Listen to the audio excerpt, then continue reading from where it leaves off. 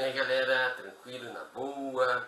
Hoje estou motivado a falar sobre os sofistas. E meu interesse em falar sobre eles é o contexto deles se desenvolverem na democracia e ajudarem a desenvolver a democracia na Grécia clássica, né? Pois bem, quem eram essas criaturas, essas pessoas que foram conhecidas pela oratória? Pois bem, para fins da minha fala, é claro que eu vou pegar pontos que eu acho interessante. E um dos pontos que eu acho mais interessante é que eles tinham uma visão antropocêntrica da verdade. Ou seja, eles entendiam que a verdade científica, na época deles, a ciência da natureza, a filosofia da natureza, pouco ou nada importava nas relações humanas, na política. Pouco importava para a vida na cidade. O que importava na cidade era a argumentação. E por que disso? Ora, se a ciência, se a natureza era feita pelos deuses e, portanto, o homem não pode nada, né? Muito mais interessante ou essencial é refletirmos sobre aquilo que o homem pode fazer. E o que o homem pode fazer? O homem pode argumentar. A pessoa pode ter opinião. A pessoa pode transformar o mundo humano. A pessoa pode criar leis, desenvolver moralidade, desenvolver a ética. O homem pode, portanto, ir à praça, discutir as relações e, portanto, trazer o avanço para essas relações. Isso em um discurso público. Eles eram, de um lado, amados, porque eles eram, inclusive, recebiam valores para ensinar o discurso, e por outro lado eram odiados, porque os filósofos clássicos eles queriam a busca da verdade. E os sofistas, evidentemente, eles queriam a eficácia, a eficiência do discurso. Inclusive, eles se orgulhavam de poder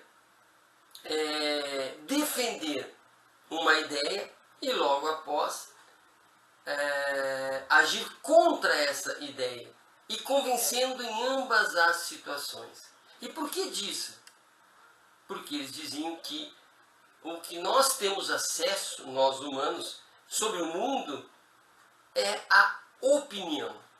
E todas as opiniões são válidas. A diferença está em que bons argumentos convencem, maus argumentos não convencem. E maus argumentos no sentido de mal construídos, contraditórios, né, que não atingem o objetivo de convencer o outro. Portanto, não existe nas relações humanas, na ágora, na polis, não existe a verdade. O que existe é o bom argumento, o mau argumento, o argumento útil do argumento inútil, o argumento que qualifica as ações humanas e aquele que desqualifica. Portanto, se todos nós temos opinião, nós somos iguais. Isonomia e exeguria. Tanto a lei tem que determinar que nós somos iguais, quanto o acesso à fala, ao discurso público, deve ser dado a todos nós, porque somos iguais. Vejam que a época da democracia grega, o que valia? Né? Nós tínhamos os conservadores que diziam, não, existe um discurso divino que nos mantém no topo e vocês ficam aqui em outro lugar que não no topo, né? Portanto, não há o que fazer, nós somos isso porque Deus quer, os deuses querem, e existem as pessoas, né, lutando pela liberdade, por qualidade de vida, enfim, isso é a democracia. Portanto, o que valia? O argumento. E o argumento era humano. E ele fazia, sim, o argumento, toda a diferença porque era num ambiente democrático. Lembrem, a democracia, evidentemente, se baseia na linguagem, no argumento, não no império da força, não em um discurso divino, mas na eloquência e, é claro, no conhecimento. Mas qual conhecimento, professor Amilcar? Se tu acabaste de falar que a ciência, ou a ciência da natureza, a filosofia da natureza da época era pouco importante, né? Ora, quando eu falo em conhecimento, pensando como um sofista, eu imagino que eu, sofista, eu viajei por outras cidades gregas e descobri que existiam deuses diferentes, descobri que haviam leis diferentes, descobri que haviam formas de governos diferentes. Eu consegui ler obras e conversar com pessoas diferentes em outros lugares. E por ter esse conhecimento na formação das leis, no desenvolvimento das leis, na aplicação das leis e como funcionam as outras sociedades, eu podia avaliar melhor a sociedade que eu estava. Vamos imaginar que estou em Atenas, eu poderia entender, compreender melhor, contextualizar melhor Atenas, porque eu fiz várias viagens e eu conheço outras realidades, outras opiniões, outras versões sobre a existência humana. Este é um saber que é essencial, diria o sofista.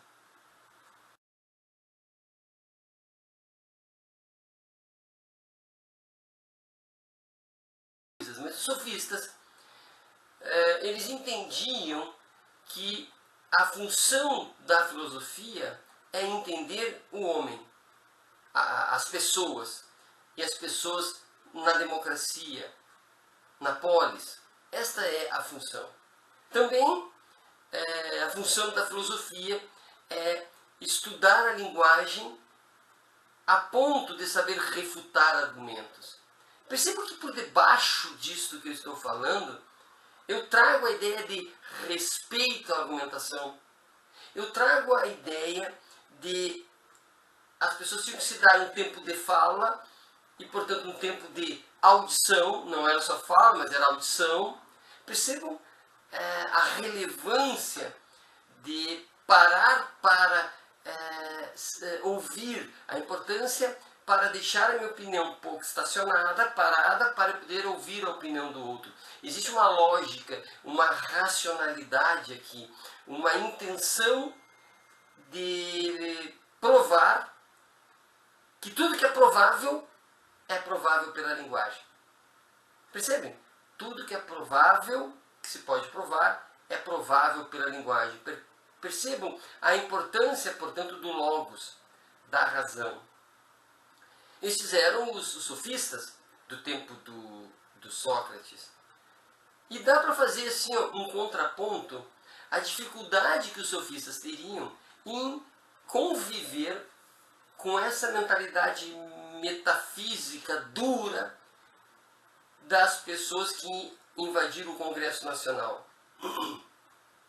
Como seria difícil para um sofista tentar argumentar com esses religiosos de cima para baixo que não têm o coração aberto. Percebam a dificuldade dos sofistas poder dar aulas em uma universidade se essa universidade estiver vamos dizer assim, dominada pela ideologia da filosofia sem partido, da escola sem partido. Percebem que essa liberdade que os sofistas têm de dizer, deixa a ciência técnica para um pouco, deixa o discurso religioso para um pouco, e vamos entender que o mundo se apresenta pela linguagem e pela opinião, que o mundo humano se apresenta pelo argumento e pelo contra-argumento. É um avanço comparado aos discursos que nós ouvimos aí, que dizem mais ou menos o seguinte: a verdade vos libertará, sem dizer o que é isto a verdade. Um sofista ficaria muito curioso para saber que verdade é essa, né? Imagina um sofista que percebeu que aquelas cidadezinhas pertinho tinham verdades diferentes, tinham discursos diferentes, formações diferentes e, portanto, tinham como consequência uma visão diferente de mundo.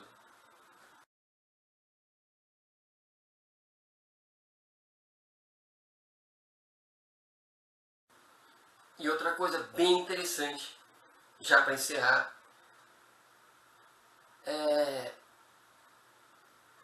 a argumentação, eles pensavam, organiza a confusão do discurso. Pô, imagine na Agra, todo mundo falando um monte de coisas, né? Opiniões diferentes, e o discurso era contra-argumentação, e a argumentação que iria organizar esse discurso, não em busca de uma verdade, mas organizar o discurso, analisar o discurso, e então pôr em uma espécie de competição qual o discurso que ia prevalecer naquele contexto. Se nós colocarmos agora, nós temos a confusão do discurso das mais diversas mídias, a confusão dos discursos das mais diversas religiões, dos mais diversos partidos políticos. Nossa, é a diversidade a nossa marca. E também a mentira é a nossa marca, a fake news é a nossa marca. Percebam que os sofistas, talvez, na praça, fariam um bom trabalho nos ensinando que devemos organizar o mundo, organizar a forma de ver o mundo através da fala, da contrafala, do tempo de audição, do tempo de fala e, portanto, nos auto-organizarmos psiquicamente para ouvir, nos organizarmos no discurso e, portanto, podemos avaliar com mais clareza o que é o melhor e o que é o pior para o nosso contexto histórico. E é isso que nos falta hoje. Certo? Abraço aos sofistas e até mais.